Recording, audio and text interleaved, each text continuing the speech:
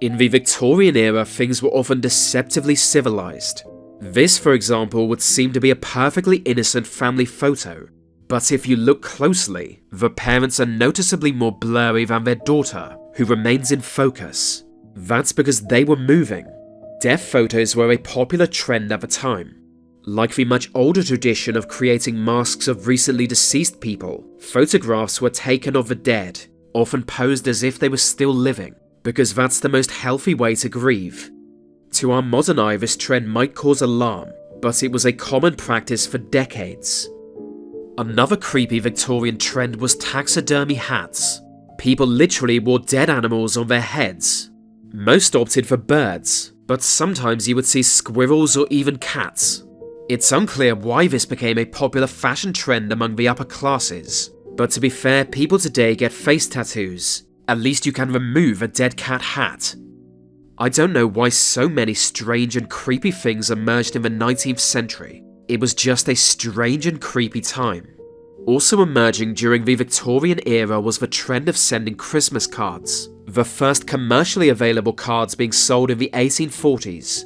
But as you can probably guess, a lot of the cards sold were strangely disturbing.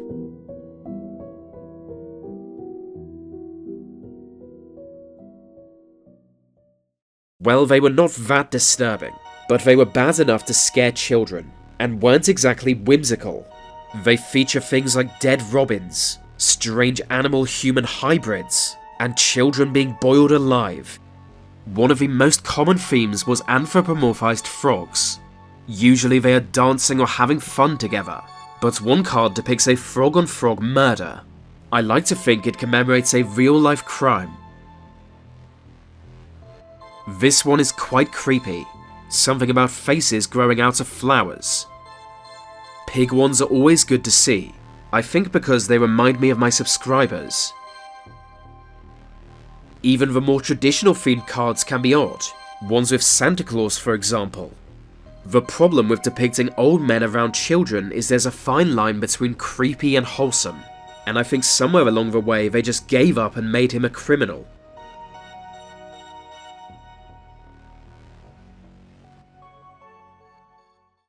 I don't know what this is.